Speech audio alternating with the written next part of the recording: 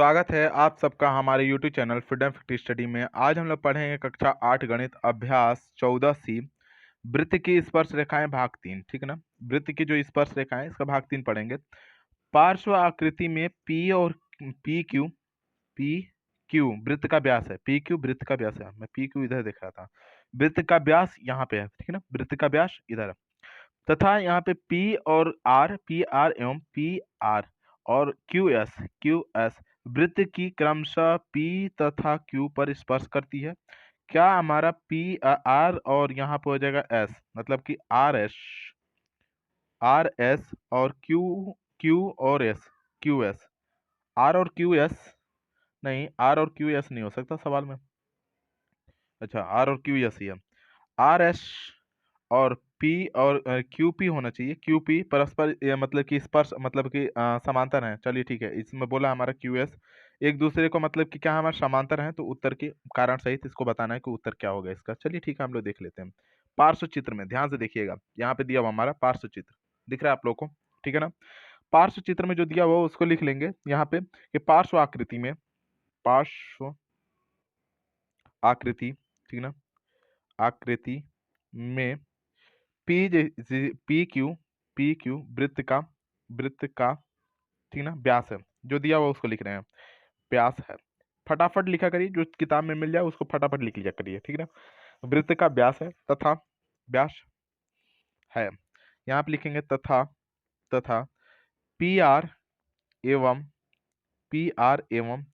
Q S बिंदु Q S बिंदु P तथा क्यू क्यू पर क्या करती हैं, वृत्त की स्पर्श रेखा है। वृत्त की स्पर्श रेखा है, स्पर्श रेखा है, वृत्त की स्पर्श रेखा। बात समझ में आ गया। ये क्या हमारा वृत्त की स्पर्श रेखा है, तो कोण यहाँ पर हो जाएगा ओ पी आर बराबर, कोण ओ पी आर बराबर हमारा हो जाएगा कोण ओ क्यू एस बराबर है, मतलब यहाँ पे 90 डिग्री होगा। क्यों? क्योंकि यहाँ पे ये लंब जब दिखा रहा है तो स्पर्श रेखा जब लंब होती है तो यहाँ पे 90 डिग्री का कोण बन जाता है, तो यहाँ पे 90 डिग्री हमने दिखा दिया। अतः लिख सकते हैं कि ओपी जो है, ओपी लंब हो जाएगा हमारा किस पे, ओपी लंब है हमारा पी आर पे, अरे आर और पी पर, आर पी तथा यहाँ पे लिख सकते हैं तथा इस तरीके से ओ क्यू भी लंब होगा, ओ और क्यू भी लंब है, ओ क्यू लंब किस पे हो जाएगा हमारा, एस क्यू पर, एस क्यू पर। ठीक है, बात समझ में आ गया। एस क्यू पर या क्यू एस पर ऐसे भी लिख सकते हैं। तो अतः जब ये दोनों लंब ही हैं, इधर भी ये भी लंब है इधर ये भी लंब है, तो इस तरीके से हम लिख सकते हैं कि अतः यहाँ पर जगह पी और आर, ठीक ना, पी आर समांतर है किसके, हमारे क्यू, और यहाँ पे हो जाएगा हमारा एस के, क्यू एस के। पी आर यहाँ पे वही चीज बता रहा था, पी और आर होना चाहिए, पी आर, आर पी चाहे पी आर, ठीक ना, पी आर या आर पी लंब होगा क्यू एस पर, ठीक ना, आर पी लंब होगा हमारा किस पे, क्यू एस पर, क्यू एस पर सॉरी समांतर होगा, क्यू एस के समांतर होगा। क्योंकि अब लिखिए क्योंकि क्यों भैया ये ऐसा होगा, क्योंकि वृत्त केंद्र के, ठीक ना, केंद्र से पी तथा यहाँ पर जाएगा क्यू बराबर दूरी पर है, बराबर दूरी पर है, दूरी पर क्या करते हैं, बराबर दूरी पर है इसलिए हमारा। और ओ पी बराबर हमारा ओ क्यू वृत्त, ओ क्यू है, ओ क्यू वृत्त की त्रिज्या है, ओ पी ओ क्यू वृत्त की त्रिज्या है, वृत्त की यहाँ पे क्या हो जाएगी हमारी त्रिज्या है, इसलिए हमारा क्या हो जाएगा कि ये इस तरीके से हो जाएगा। तो ये पांचवा सवाल हुआ खत्म। अब हम लोग इसके अगले सवाल छठे सवाल को देखते हैं। बात समझ में आ गया कि नहीं आ गया। और मैं कल बोला था कि कितने लोगों को टेबल कितने तक याद है वो लोग बताएंगे, तो बहुत सारे लोग तो जवाब ही नहीं दिए। तो जो लोग भी इनको वीडियो देख रहे हैं और क्लास 8 में पढ़ रहे हैं वो लोग जरूर मैसेज करें, कमेंट करें कि कितने तक किसको टेबल याद है। ठीक है ना, मैं देखना चाहता हूँ कि कितना मतलब बढ़िया लड़का कौन कौन है जो कि 20 तक तो कम से कम याद ही रखा है, कम से कम। ठीक है ना, तो बताइएगा कितने लोगों को कितने तक टेबल याद है। ठीक है ना, तो जरूर इसको कमेंट में आप लोग जरूर करिएगा कमेंट कि सर मेरे को इतना याद है। ठीक है ना, इसको जरूर इस वीडियो में करिएगा। पिछले वाले वीडियो में भी बोला था मैं, लेकिन अब मैं इसमें भी बोल रहा हूँ, जरूर बताइए कि कितने लोगों को कितने तक टेबल याद है। अब हम लोग चलते हैं इसके अगला सवाल, छठे सवाल को देख लेते हैं। छठा सवाल हमारा दिया हुआ है कि पार्श्व आकृति में केंद्र ओ वाले दो संकेंद्रीय वृत्त हैं, संकेंद्रीय वृत्त हैं, दो मतलब वृत्त हैं, एक ये और एक ये। संकेंद्री मतलब समान केंद्र पर, इसका भी केंद्र समान है, इसका भी केंद्र मतलब समान है, बड़े वाले का भी केंद्र समान है और छोटे वाले का भी केंद्र समान है। संकेंद्री मतलब दोनों के केंद्र समान हो, ठीक ना।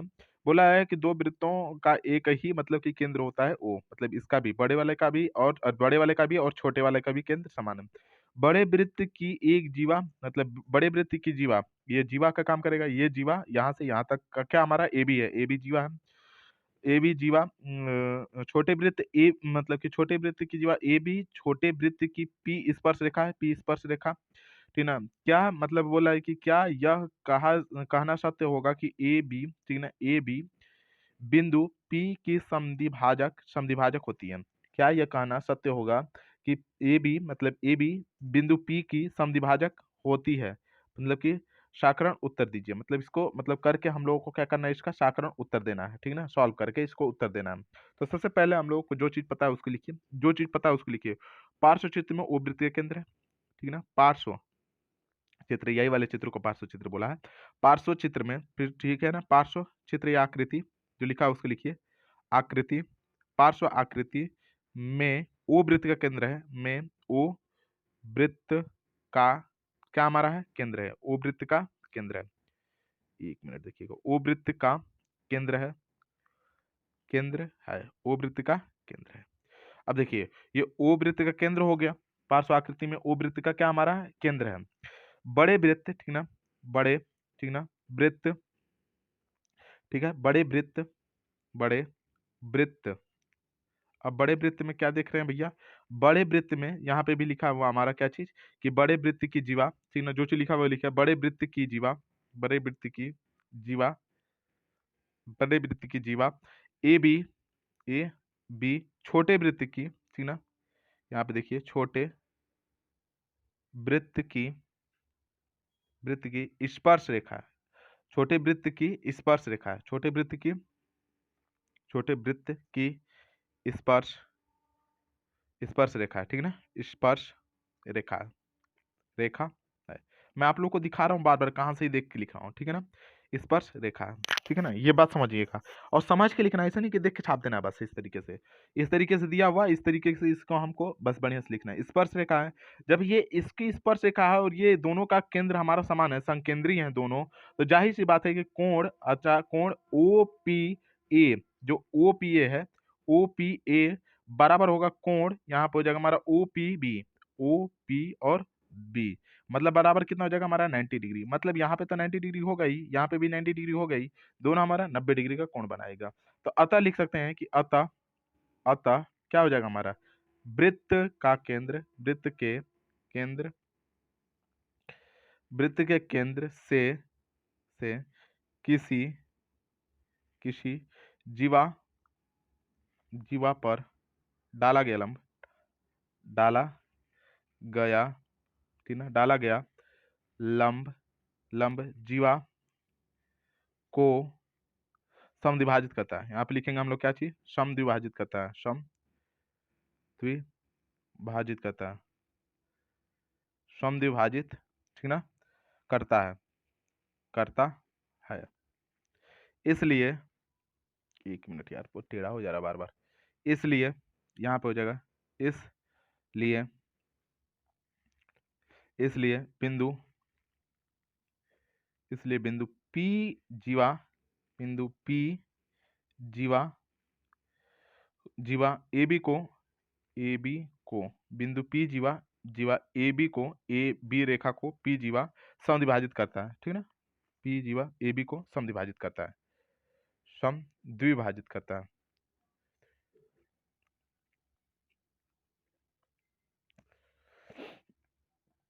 बात समझ में आ गया आप लोगों को। मैं बोला था कि कितने लोगों को टेबल याद है, वो लोग कमेंट करेंगे, तो अभी तक कमेंट नहीं किए हैं वो लोग टेबल में कमेंट करेंगे जरूर कितने तक याद है, और जिनको कम से कम 20 तक भी नहीं याद है वो कोशिश करें कि वो याद कर ले। बात समझ में आ रहा है। मैं बोल रहा हूँ कि बाकी सभी लोग देख लेंगे कि इसको कितने तक टेबल याद है, और जिनको नहीं याद है वो कोशिश तो यही कर लेंगे कम से कम 20 तक पहाड़ा याद कर लें। और याद करने का सबसे बढ़िया तरीका कि बार बार लिखें उसको। जैसे कि अगर आप मान लीजिए कि 19 का पहाड़ा याद करते हैं तो 19 को एक बार पढ़ लीजिए, फिर दिमाग में बैठा लीजिए, फिर उसको 2 बार 3 बार 4 बार लिखिए, याद हो जाएगा, ठीक है। तो इस तरीके से आप याद करते रहिए उसको, क्योंकि पहाड़ा मैथ के लिए बहुत ही ज़रूरी है, ठीक है ना? आगे भी कैलकुलेशन में बहुत ही ज़रूरी, बहुत सारे लड़के गुणा करके लिख लेते हैं, ठीक है, गुणा करके लिख लेते हैं, लेकिन आपका टाइम जाएगा, ठीक है ना? याद रहेगा तो आप डायरेक्ट ही जैसे मान लीजिए किसी लड़के को अगर 19 का ये पहाड़ा याद है, तो अगर 19 में 5 का गुणा मतलब 19 का 5 बार पहाड़ा पढ़ना है, तो अगर मान लीजिए किसी को याद है तो वो डायरेक्ट बोलेगा 19 पचे 95 95, ठीक है ना? तो वो 95 लिख लेगा, लेकिन आप तो गुणा करेंगे ना, टाइम वेस्ट करेंगे। अब मान लीजिए 19 नमा 171, किसी को याद है तो मान लीजिए 171 कर लेगा।